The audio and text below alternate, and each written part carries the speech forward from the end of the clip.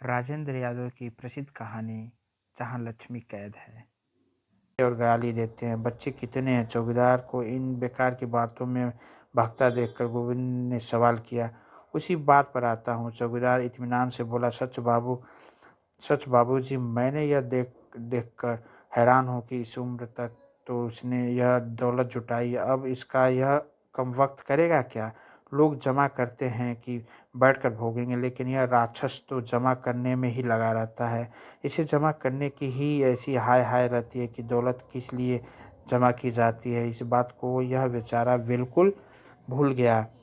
फिर बड़े चिंतित और दार्शनिक मूड में दिलावर सिंह ने आग वाली राख को देखते हुए कहा, इस उम्र तक तो इसे जोड़ने की ऐसी हवस है, अब इसका यह भोग कब करेगा? सचमुच बाबूजी, जब कभी मैं सोचता हूँ तो बेचारे पर बड़ी दया आती है। देखो, आज की तारीख तक यह बेचारा भाग दौड़ कर लो धूप की चिंता छोड़कर जमा कर रहा है, एक पाई उसमें से खा नहीं सकता जैसे किसी दूसरे का हो। अब मान लीजिए कल यह मर जाता है तो यह सब जिसके लिए जमा किया है, बेचारे के साथ कैसी लाचारी है। मर मर कर जी कर नौकर की तरह जमा किए जा रहा है, न खुद खा रहा है, न देख सकता है, न कोई दूसरा छू भी ले। जैसे धन के ऊपर बैठा सांप खुद उसे खा नहीं सकता।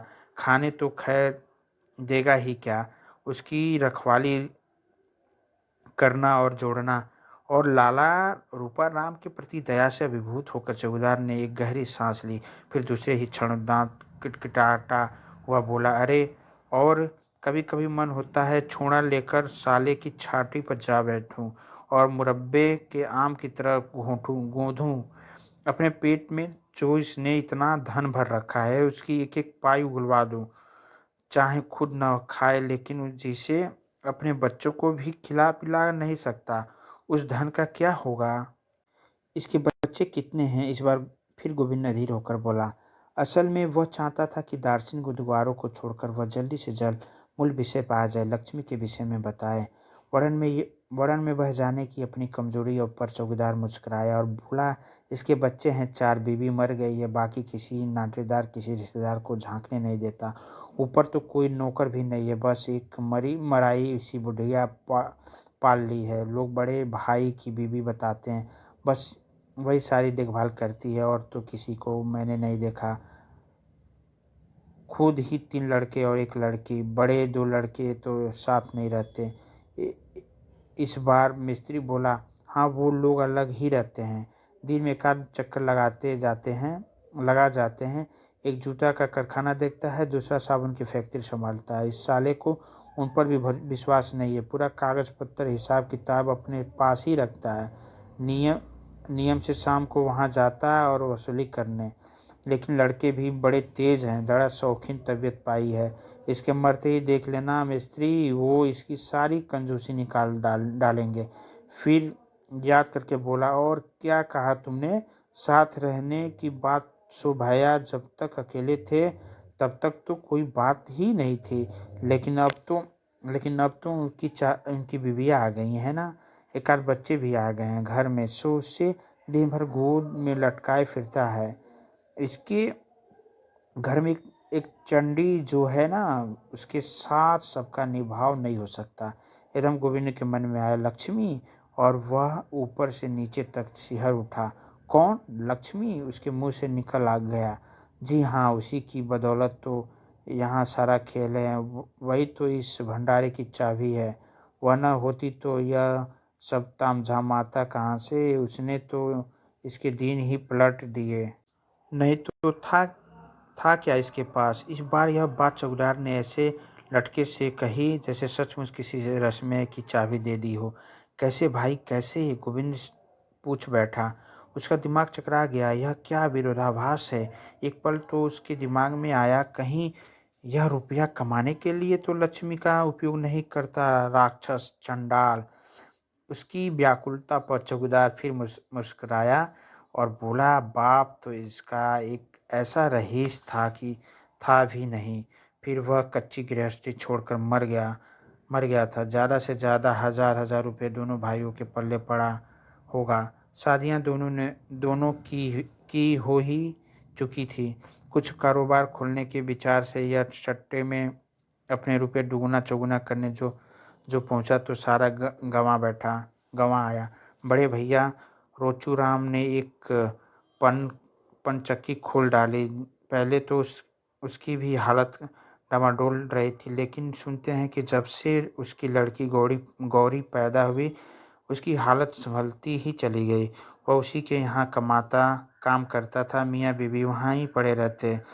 ऐसा कुछ उसी लड़की का पाँव आया कि लाला रोचूराम सचमुच ही लाला हो गया। इन दोनों के बड़े बूढ़े का कहना है कि लड़की उनके खानदान में भगवान होती है। जब तो अपना लाला कभी इस ओझा के पास जा, कभी उस पीर के पास जा, कभी किसकी मानता, कभी इसकी संकल्प, दिन-रात बस यही कि हे भगवान मेरी लड़की हो, और पता नहीं कैसे भगवान ने सुन ली और लड़की ही आई।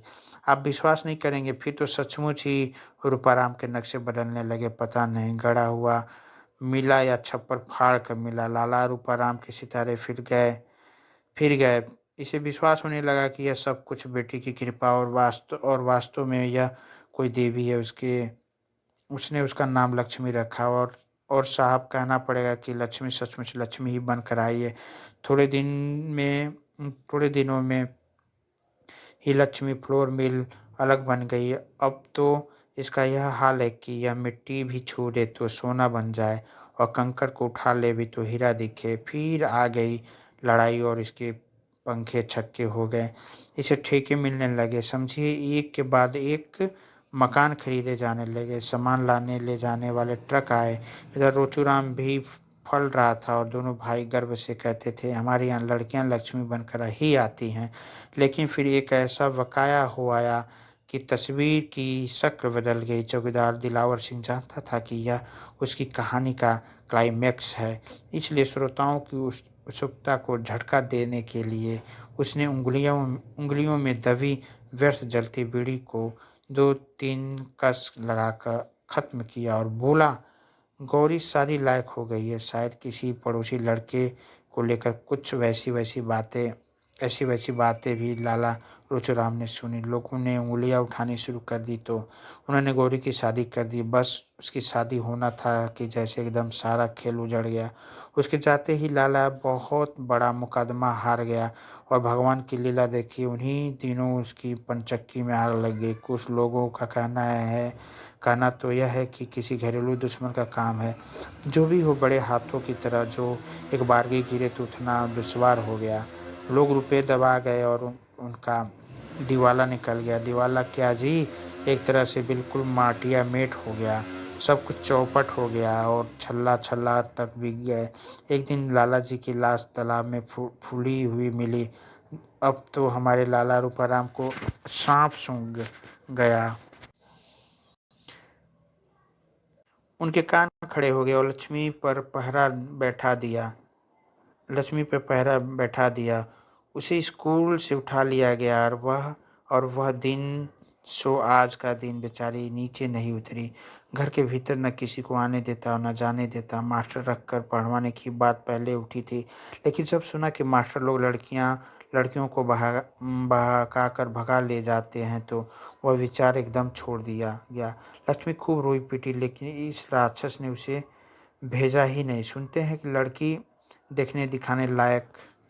बाट काट मिस्त्री बोला, अरे देखने दिखाने लायक क्या, हमने खुद देखा है। जिधर से निकल जाती है उधर बिजली से कौन जाती है, 100 में से एक। उसकी बात का विरोध न करके अर्थात स्वीकार करके चौकीदार बोला, स्कूल में भी तो सुनते हैं बड़ी तारीफ थी, लेकिन सबकी साले ने रेड़ कर दी।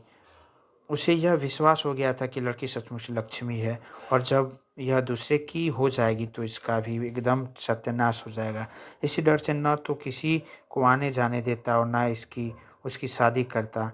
उसकी हर बात पर पुलिस के सिपाही की तरह नज़र रखता।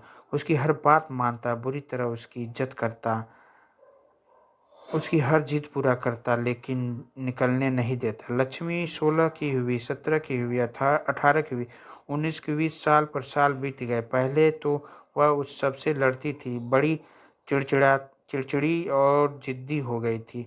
कभी-कभी सबको गाली देती थी और मार भी बैठती थी। फिर तो मालूम नहीं क्या हुआ कि घंटों रात-रात भर पड़ी, ज़ोर-ज़ोर से रोती रही। फिर धीरे-धीरे उसे दौड़ा पड़ने लगा। अब क्या उम्र है? गोविंद ने बीच में पूछा। उसकी ठीक उम्र तो किसी को भी नहीं पता, लेकिन अंदाज़ से 25-26 से कम क्या होगी? घृणा से ओठ टेढ़े करके चौकीदार ने अपनी बात जारी रखी। दौड़ा न पड़े तो बेचारी जवान लड़की क्या करे?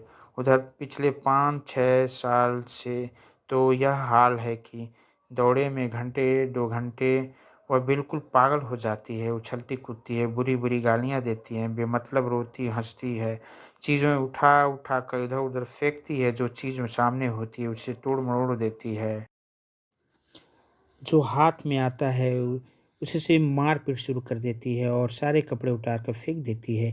बिल्कुल नंगी हो जाती है और जांघें पीट-पीट कर बाप से कहती है, ले तूने मुझे अपने लिए रखा है, मुझे खा, मुझे चबा, मुझे भोग।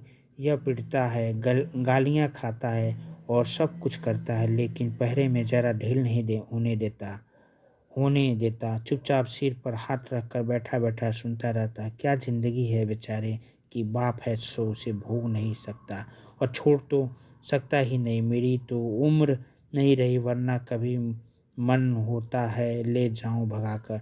जो होगा सो देखा जाएगा।